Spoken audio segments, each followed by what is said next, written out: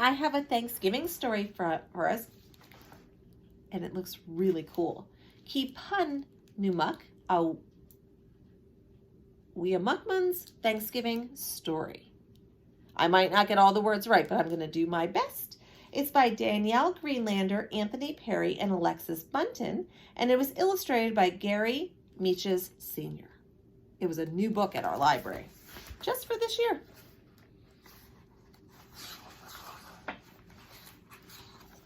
Here's our title page. I think we're one of the first people to read it. The title page. And then there's a little note for before we read it. So before we read the story, it says, "Before you begin, this is the tale of the harvest feast shared by the newcomers and the Wampanoag people in 1621. The newcomers arrived in what is now Plymouth, Massachusetts, and colonized the ancestral homeland of the Wampanoag tribes. At the time of the first Thanksgiving, many tribes lived in the same area. They are often known as Indians or Native Americans. In this story, we call them First Peoples because they were the first to live on this land. The Wampanoag people have taken care of their land and tended their gardens for at least 1,200 years. The Wampanoag people hunt, fish, and raise the three sisters, corn, beans, and squash. Over time, First Peoples developed deep knowledge about the ways that many plants, often called medicine, help bodies and minds stay healthy." Now, there are some important words that I'm going to try my best with, but I might not get perfect. In the past and still today, Wampanoag people speak a language called Wampanoag. There are some Wampanoag words and concepts in the story. So the title of our story, Keepunmuk, is the time of harvest. Nastamp is a traditional Wampanoag dish. Nukamus is grandmother. Usamikwan is a leader of the Wampanoag tribe known as Massasoit. Succotash is soup made from corn, beans, and squash. Tisquantum is a Wampanoag man known as Squanto. Turtle Island is a name used by many First Peoples for North America based on traditional stories. Wampanoag, our First People tribe, means people of the first light. Weeachamun is corn, and Weetu is a traditional Wampanoag home. So I'm going to try my best. If I don't have them perfect, I apologize. Some of them are new to me. "I love your garden this time of year," said Maple. "Me too. What should we pick for lunch?" Nikumas asked. "How about crab apples?" Maple suggested. "No, choke cherries," Quill shouted. "Those are both good medicine," Nichum said. "How about some Weechamun as well?" So there they are in their garden. "Yes," Maple replied. "She is such a good big sister to beans and squash." "The three sisters, they grow together," Quill added. "You're right. They feed people all over Turtle Island," Nikum said, "and they have many stories to tell." "Can you tell us a story?" Quill asked. "How about the time Weechums asked our Wampanoag ancestors to help the Pilgrims?" Nikums asked. "The first Thanksgiving?" Maple asked. "Some people call it that," Nikum said. "We call it Keepunmuk, the time of harvest. Here's what really happened." Let's see what they say really happened. On one frosty fall morning, a long time ago, a large boat with white sails approached the shore. Seagulls circled above the boat, squawking, "New people are coming! New people are coming!" Hearing the news, Weechum stretched her weary ears toward the sky. "Who are these new people?" she asked. You can see their ship. You can see her watching, and the seagulls. 2 winters had passed since many of the first peoples who cared for Weechum passed on to the spirit world.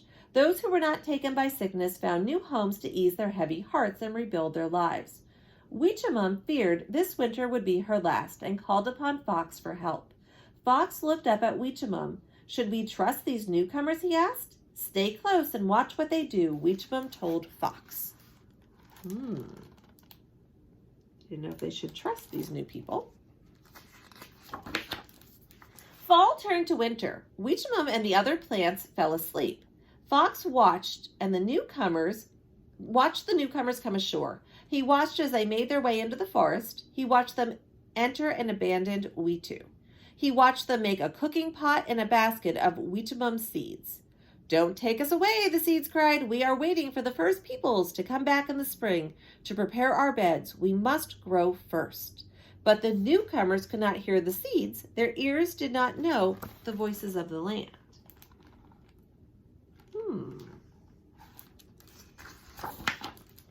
Fox watched the newcomers build homes on top of an empty village. He watched as they searched for food, but they could never find enough to eat. Many of the newcomers lost mothers, fathers, brothers, and sisters during the long cold winter. The first peoples watched as well. News traveled fast among nearby tribes that newcomers had arrived. Nobody was sure what to make of them. For many years, others had traveled across the sea to hunt, fish, and trade. Some were friendly, and some were not.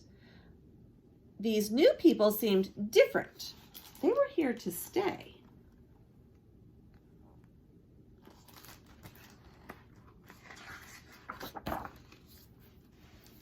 Winter turned into spring. The sun warmed the earth. The newcomers continued their search for food. Weetamum awoke from her long slumber and thanked the Creator for another season. She and her sisters, Beans and Squash, pushed through the ground and reached toward the sky. Fox returned to share what he had seen. "The newcomers are hungry," Fox told the three sisters. "They took Weetamum's seeds, but they don't know how to help them grow."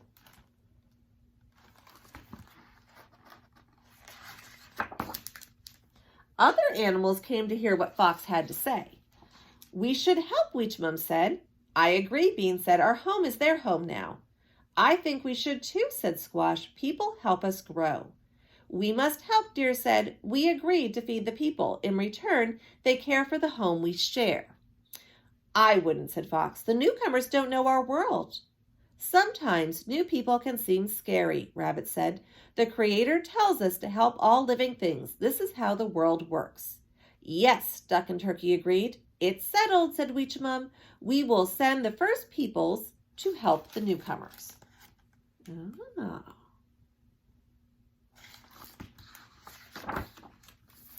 Over the next few nights, Weetamum sent dreams to the first peoples with a message. "Bring me and my sisters to the newcomers. They are hungry and need help." The first peoples listened.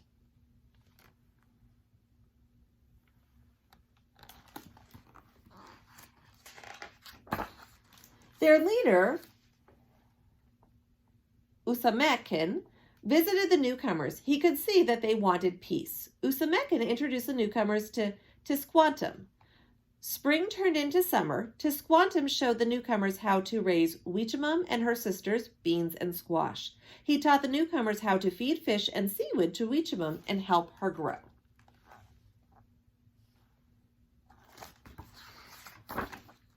Soon Weetamum's seeds pushed through the earth and climbed toward the sky. Beans wrapped around Weetamum's strong stalks. Squash stretched her vines across the ground, keeping Weetamum's bed cool and moist. Summer turned to fall. Weetamum brimmed with food. So did Beans and Squash. Weetamum smiled as the newcomers thanked Tisquantum and the first peoples for their help. Keepunmuk and the time of harvest had come.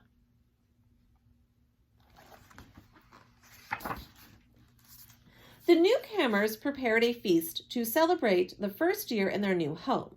They fired muskets in celebration. Boom, boom, boom. Usquasman warriors and other first peoples arrived. They feasted for 3 days.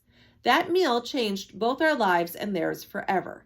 Many Americans call it the day of Thanksgiving. Many of our people call it the day of mourning.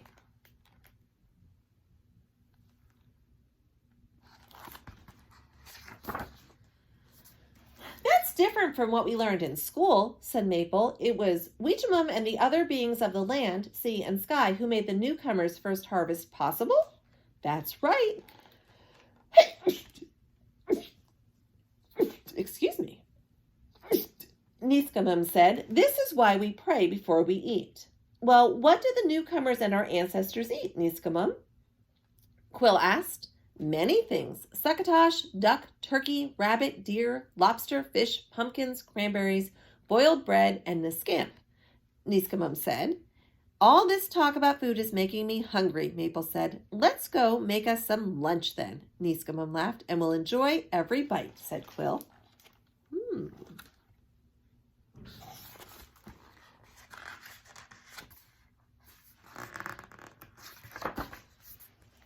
About the Wampanoag tribes. So here's a little bit more. The Maspee Wampanoag people lived in the Cape Cod area of Massachusetts and called themselves the people of the first light.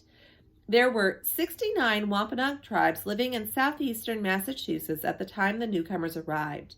These settlers included religious separatists, which were later known as pilgrims, and traders who were the first to colonize the Wampanoag homeland. Colonization is when a group of people take land by force from another group to permanently live there and control resources. Colonization has had a devastating effect on all First Peoples. Today, the state of Massachusetts is home to only two federally recognized tribes, the Mashpee Wampanoag tribe and the Wampanoag tribe of Gay Head or Aquinnah. The Wampanoag storytelling tradition. Storytelling is very important to the Wampanoag people. Elders tell stories to pass on knowledge about culture, tribal history, and traditions, such as how to plant the Three Sisters. We know only the English settlers' version of the first Thanksgiving from their written records. Sadly, the Wampanoag side of the story was lost after a majority of tribal members died from warfare and disease introduced by these newcomers. But fortunately, many Wampanoag stories have survived and are still told today. This book is a new story that shares the traditional Wampanoag understanding about the sacred relationship between Weechumum and human beings. Wampanoag Harvest Feast. In addition to a fall harvest feast that celebrates corn, the Wampanoag people come together for many harvest feasts throughout the year, including Strawberry Thanksgiving, Herring Day, and Quahog Day. Many New England tribes think of the Thanksgiving holiday as a day of mourning because the settlers brought disease and warfare that continue to take the lives of many indigenous people today. Each year, they come together at Plymouth Rock in Massachusetts to remember their ancestors who have passed on to the spirit world. Even today, the Wampanoag people and many of other First Peoples fight for their rights as sovereign nations to practice their traditions, make their own laws, and live on their homelands.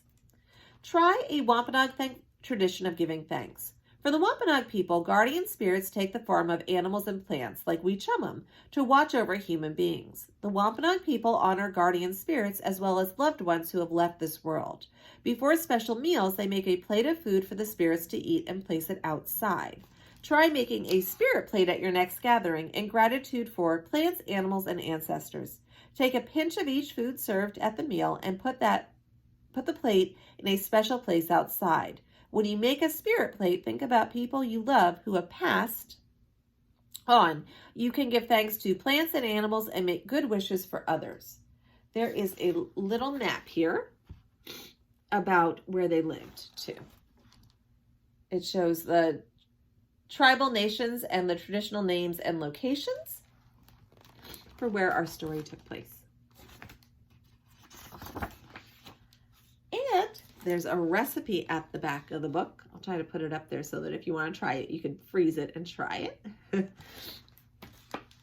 And Maple and Quill are real. The real Maple and Quill are Massapee Wampanoag kids who live in Massapee, Massachusetts. In this photo, Maple is 4, Quill is 2, and baby Tulsi is 12 months old. Maple likes to pick flowers with her mom. Quill likes to fish with his dad, and they both love to spend time with their grandmother, Nokumas, who tells them Wampanoag stories. All right. There's our Thanksgiving story.